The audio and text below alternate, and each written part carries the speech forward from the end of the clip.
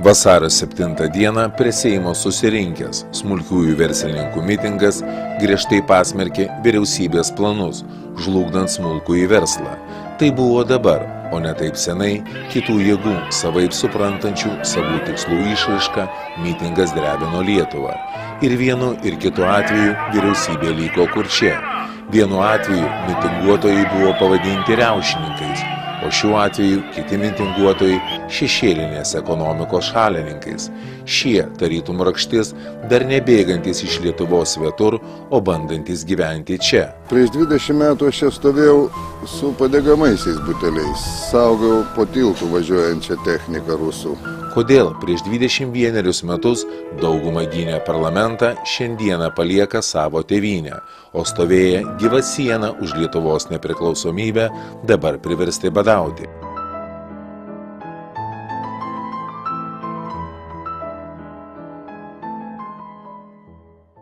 Labadiena, šiandien mes stovime Seimo aikštėje ir kalbinsime Eduardą Šavlinską, katras jau 15 dienų badauja, įdant palaikytų smulkius ir vidutinius verslininkus, kuris yra Lietuvos smulkių ir vidutinių verslininkų garbės prezidentas. Jūs šiandien 15 dienų jau badaujate, tai ko siekiate? Mes siekime jau tiesiai pakeisti Kubilių ir visą vyriausybę. Jeigu jie tokie protingi ir negirdi mūsų balso, ne tik, kad nesidera, net neatsako teisiškai mūsų parašytus paklausimus, tai jau rodo, kad jeigu viršūnė tokia bloga, ką šnekėt apie vidurį. Ir žmonės, kurie čia susirinkę ir badauja ir ateina palaikyti mūsų, visi vienos nuomonės. Tiesa, turim pripažinti, kad visiškas tiek žiniasklaidos, tiek televizijų, sakysime, uždarumas, filmuoja, bet niekur neparodo, ignoravimas, čia net per Kaziuko mugę užstatė milžinišką sceną, kad mūsų uždengtų. Tai rodo tokį nežmogišką požiūrį. Aš neįsivaizduoju, kaip ponas Kubilius nemyli savo tautos. Tokios inteligentiškos šeimos atstovas. Manau, kad turėtų suprasti ir diplomatija, kai užimdamas vykdomosios valdžios aukščiausią postą. Deja, galima pasakyti, jau teikti visiškai priešingai. Netinka jis vadovauti. Labadiena, gerbiama profesorė, labadiena ir jums. Štaigi, kovo 11 diena, prieš 21 metus, buvo pasirašytas visų lauktas dokumentas. Ir šiai dienai, turbūt ne visų žmonių lūkesčiai yra pateisinti. Vieni likti ir patenkinti, bet dauguma vis tik tai išvažiavę į užsienį, palikę savo tėvynę, kiti netgi badauja šiai dienai, kai prieš 20 metų gynė parlamentą. Tai kasgi čia nutiko dabar pas mus? Pirmiausia, aš norėčiau pasveikinti Lietuvos žmonės su švente, su kovo 11-ąją, su 21-osiomis mūsų atkurtos valstybės metinėmis. Kartu norėčiau pripažinti, kad Justino Marcinkevičiaus žodžiai, jog lengviau vėliavą iškelti, nei ją per kasdienybę nešti, pasiteisina. Ir šiandieną mes, kalbėdami apie nueitą kelią, turime matyti ir tai, ką pasiekėm, ir tas problemas, kurios susikūrė pastaraisiais dešimtmečiais, ypatingai per pastarosius keletą metų. Ir ieškoti taip pat kelių, kaip tas problemas išspręsti. Juk galima stipriam žmogui sakyti, kad problemos tam ir egzistuoja, kad mes jas įveikdami stiprėtume. Tačiau kaip kalbam apie valstybę, o čia esama ir stipresnių, ir labai silpnų socialinių sluoksnių, šitoks pasakymas skambėtų demagogiškai, todėl kad valstybė, jos institucijos turi galvoti apie visus žmonės. Pirmiausia, apie tuos, kuriems yra sunku patiems įveikti laikmečio problemas. Tame tarpe bedarbystė, kuri šiandien užgulė Lietuvos pečius. Manau, kad yra ir priežasčių, dėl kurių taip atsitiko. Tai nėra kaip blogas oras, kuris atėjo į Lietuvą iš kurios nors pusės. Tai yra kartu ir vyriausybių darbo rezultatas ir sutarimo, dialogo tarp visuomenės ir valdžios institucijų darbo rezultatas. Tai yra gebėjimas pirmiausiai atsakingų asmenų deramai tvarkyti jiems patikėtą sritį. Lietuva švenčia valstybingumo atkūrimo 21 metinės. Tokiomis iškiliomis progomis iš oficialių tribūnų nuskamba daug gražių žodžių, šlovinant valstybę ir jos atkūrėjus. Sveikiname vieni kitus ir linkime, kad mūsų valstybė stiprėtų, o mes, jo žmonės, gyventume taikoje ir gerovėje. Ar šiandien šie sveikinimai skamba natūraliai džiaugsmingai ir kokios nuotaikos lydi mus kasdienybėje? Gerbimieji, Gariūnuose suvažiuojanti visa Lietuva, visi smulkus mūsų prekeiviai girdi šitą muzikėlę ir mes ją ne veltui leisdavome. Tai buvo kaip mūsų himnas. Deja, numatėme ateitį, kaip kad 18 šimtmečio pabaigoj mūsų mylimas kompozitorius Oginskis parašė po paskutinio sukilimo 94 metų, pabėgęs, tai yra turėjęs pasitraukti iš Lietuvos ir vadinasi tai atsisveikinimas su tėvyne. Ar nėra sąsajų ir šiuo metu, kai daugelis mūsų jau išvyko, daugelis ruošiasi pakelti sparnus. Taip kad šitas himnas, Lietuvos himnas, mūsų smulkiųjų. Ir jeigu gerbiamas konservatorius Kubilius ir toliau taip elgsis, nebebus kam klausyti šių nuostabių kūrinių. Va štai prie parlamento jau dabar šiandieną yra 16 diena, kai badauja smulkių ir vidutinių verslininkų atstovai. Ir va, tik kai jūs minite, kad vyriausybė turėtų eiti į dialogą. Tačiau šiai dienai jokio dialogo nėra.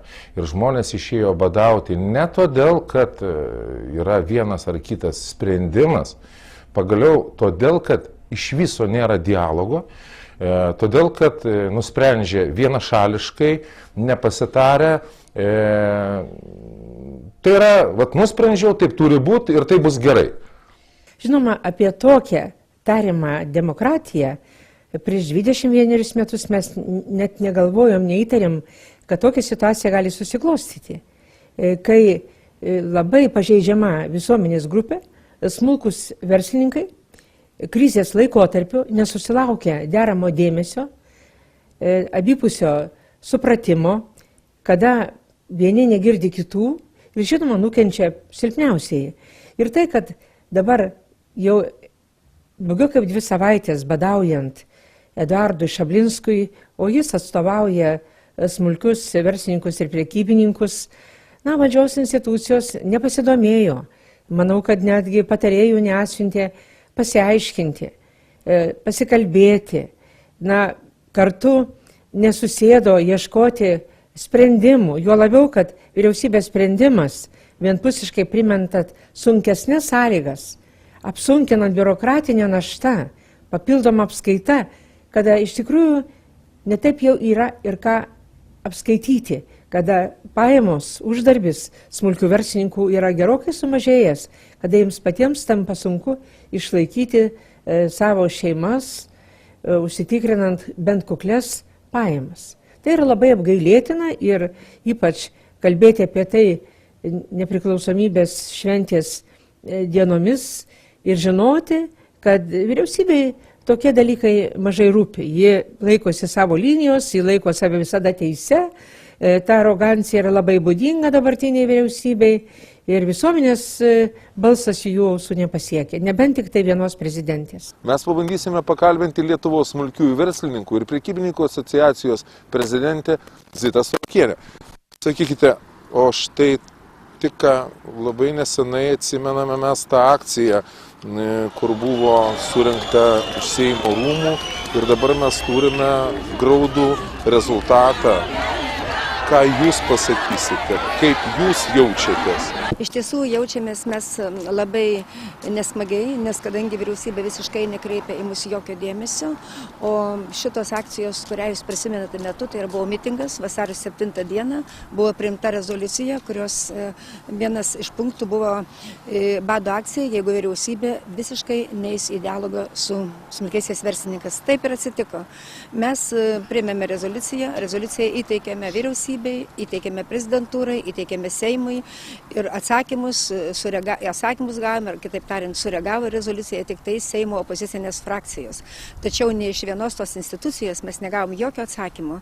Ir labai gaila, kad vyriausybė, ypatingai ta vyriausybė, kurie deklaruoja, kad smulkieji verslininkai neina į dialogą, jie visiškai nekalba su vyriausybė, tai yra didžiulis melas. Jie netgi nepasiteiravo, netgi netėjo, nepakvietė, o kaipgi tos sprendimus, kuriuos mes išdėstėme rezoliucijoje, reikėtų vykdyti.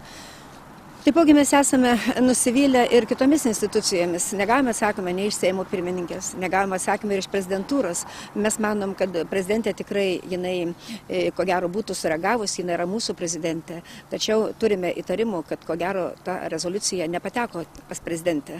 Nes šitoje rezoliucijoje mes neišdėstėme jokio blogo. Mes reikalavome savo teisų į verslą, reikalavome, kad būtų vykdytos tos priemonės, kuriomis mūsų valdžia pažeidė mūsų teises. 3 kartus kreipėsi smulkiai ir vidutiniai verslininkai savo peticijomis, prezidentė negirdė, aš net vakar pajuokavau, galbūt caras geras, tik jis nieko nežino, reiškia neturi prezidentūros, jie ten kažkur tai badauja ne prie Seimo rūmų, o kažkur tai pasislėpė. Kodėl vis tik tai taip yra? Kada prieš 20 metų stovėjom vienoj barikados pusėje, gynėm parlamentą, o dabar mes nusivylę badau turim. Mes praradom per tą 20 metų labai daug. Mes praradom dėmesį žmogui pirmiausiai. Jeigu valdžia per 15-16 dienų valdžios atstovai negali ateiti pažiūrėti, kaip tie žmonės yra išvežami į ligoninės, kaip 16 dieną ten jau Šablinskas begulėdamas jau sunkiai bekalba. Jeigu negali net medicinos organizacijos ateiti pasižiūrėti, kas ten vyksta, žmonės pasižiūrėkim, atsitokėkim, kas čia darosi. Per 20 metų mes atradom paprasčiausią žmogiškumą. Dabar tik tai viską skaičiuojam, žiūrim, buhalteriškai sudėliojam, štai taip ir bus. Mes nebeturim jautrumo vienas kitam, žmogiškumo. Mes galvom, kad tik tai vieni gali gyventi kažkaip, mes neturim pagarbo žmogui. Ateitų valdžia pasižiūrėtų, kas ten darosi. Čia yra baisus dalykai. Jūsgi pirmoji premjerė nepriklausomos Lietuvos ir jūsgi išgyvenote pačią sunkiausią blokadą.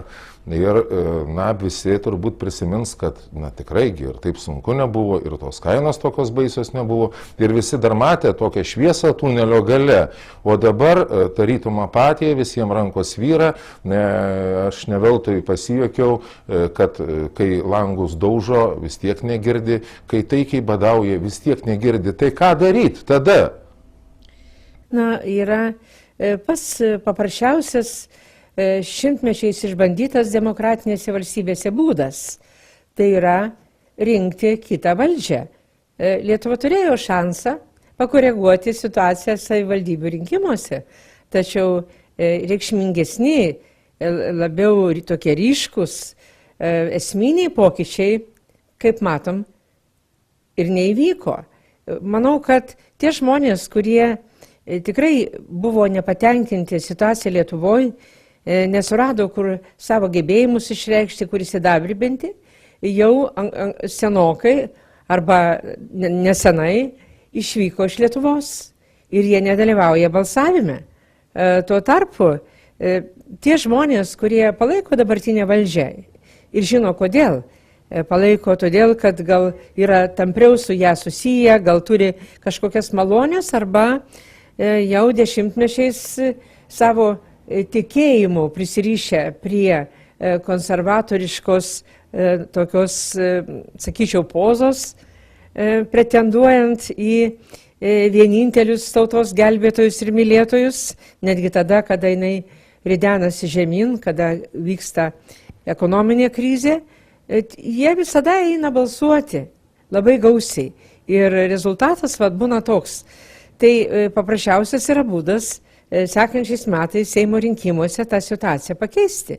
Bet tokių garantijų niekas negali duoti. Ypač jeigu neis balsuoti tie, kurie numoja ranką ir turbūt nepamastę sako, visi jie tokie politikai. Tai patys gerbiamieji, dalyvaukit politikoje, deleguokit tuos žmonės, kuriais pasitikit.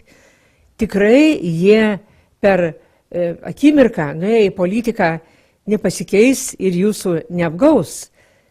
Deleguokit tam, kad atstovautų jūs, o ne tik vienas ar kitas politinės grupės. Bet ar šie mano žodžiai kada nors pasieks žmonės? Aš nesu tikra. Bet tada jau tai tampa ne tik politikų problema. Ir ne tik mūsų kalbančių apie tai ir matančių ir vertinančių situaciją Lietuvoje, bet tai tampa visuotinė problema, kurios dėja patys žmonės nesiima spręsti. Palieka spręsti kitiems, atsiribodami nuo dalyvavimo rinkimuose. Tai yra tokia bėda, kurią labai sunku įveikti. Ir dar labai didelė bėda, kad žmonės vertina didelę dalimi pagal tai, ką kalba didžiosios televizijos, ką rašo dienraščiai. Deja, ten vis labiau dominuoja užsakomi, apmokami straipsniai ir laidos. O moka ir turi pinigų tam pirmiausia tie, kurie, daugiausiai jų uždirba ir, žinoma, turi sąsajas su valdžia, yra valdžios, užuovėjoj. Tai ypatingai būdinga dabartiniai valdančiai koalicijai, apie kurios tokias grimasas, sakysim, sprendimus ir darbo stilių pakankamai daug irgi kalbama. Tačiau jie įsikibę laikosi ir, žinoma, savo poziciją nenori užleisti. Taigi, tą problemą galime išspręsti tik tai visi piliečiai kartu. Šiandien galvoti, kad tik tai mitingais ar badavimo tą galima išspręsti, tai yra signalas. Labai rimtas signalas, kuris patikrina mūsų valdžios jautrumą, socialumą, gebėjimą ieškoti kompromisinių sprendimų, kurie būtų priimtini ir tiems, ant kurių galvų tie įstatymai ir nutarimai yra rašomi. Bet jiems šito nereikia. Nežino, kaip jie besielgtų, žmonės vis tiek juos rinks, todėl kad tie, kurie nerinktų, jie paprasčiausiai neina ir neišreiškia savo valios. Belieka tie, kuriems yra naudinga tokia valdžia.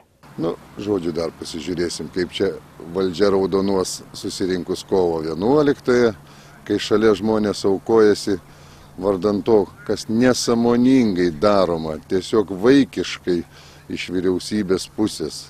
Kai pasižiūrėkit, Kreivys, mūsų verslo smulkiųjų ambasadorius, nėrės į krūmus, užsiminėja moki veži akcijom.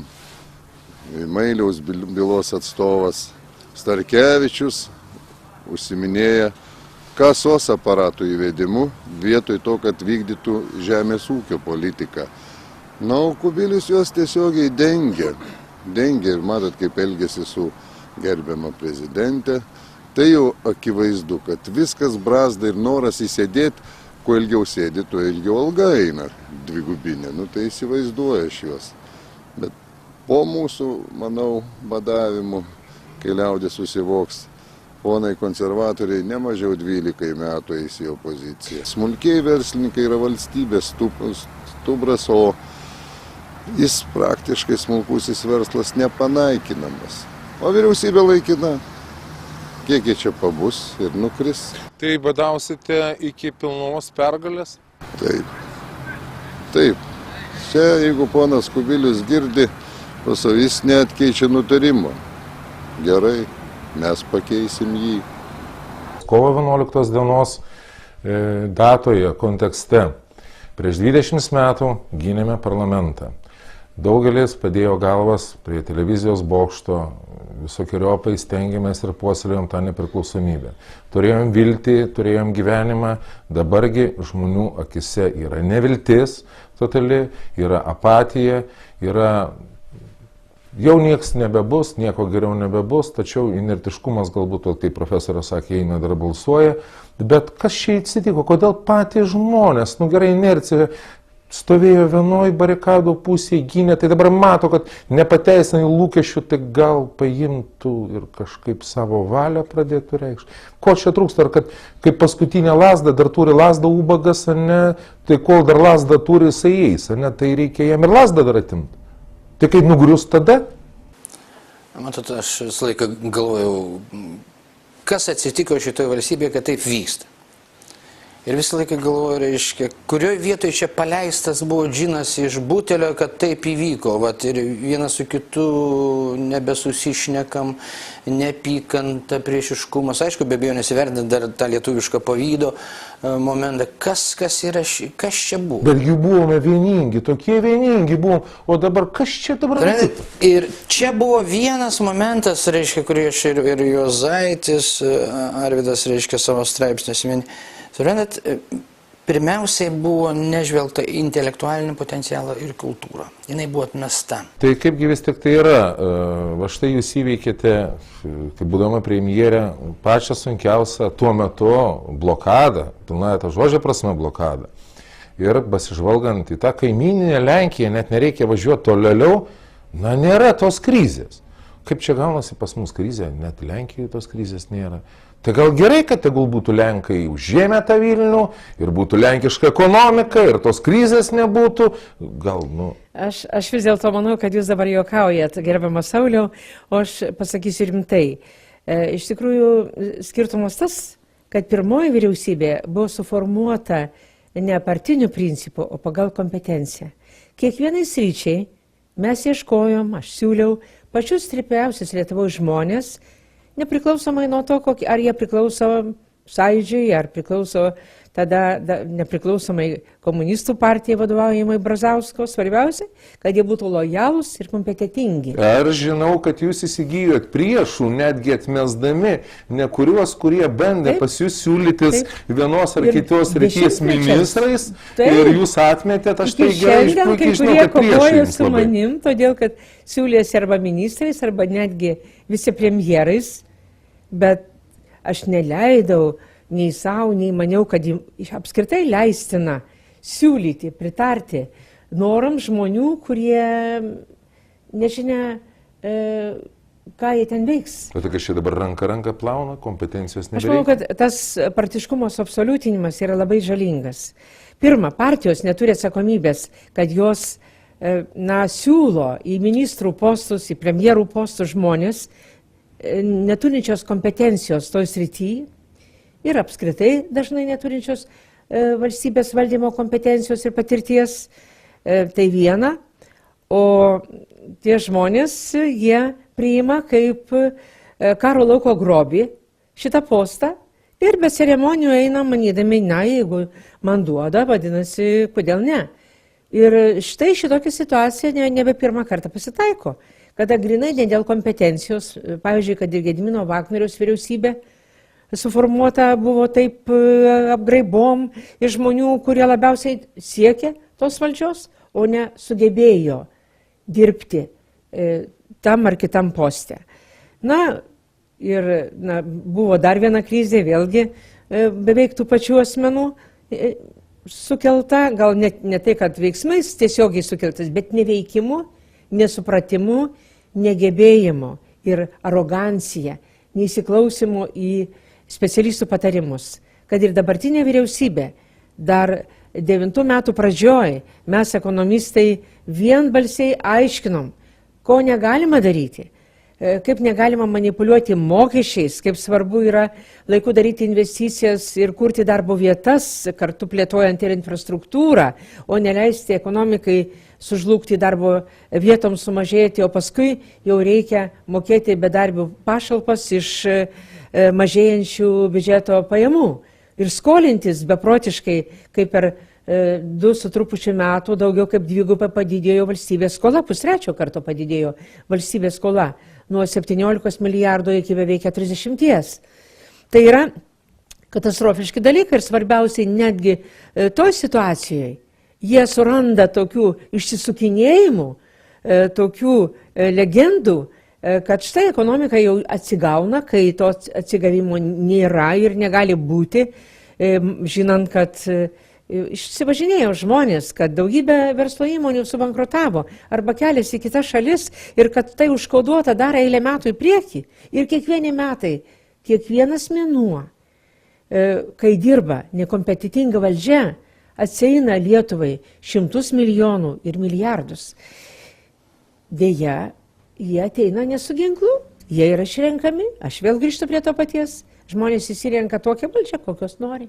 Mes kažkada tai ne taip senai ir visų atminty brangioj stovėjom susikabinę rankom, toj Baltijos kely, ne, tai kad mes gal pagaliau susivoktumėm per tuos metus ir susikybę rankom pagaliau ateitumėm į tuos rinkimus ir balsuotumėm už savo kandidatus, už tie, katrais mes pasitikim ir galiausiai, na, kad atnešgi pagaliau tą, kažkokią tai tą tvarką, ką jūs galėtumėte taip pasakyti. Na, pirmiausia, iš tikrųjų, tai tiesa.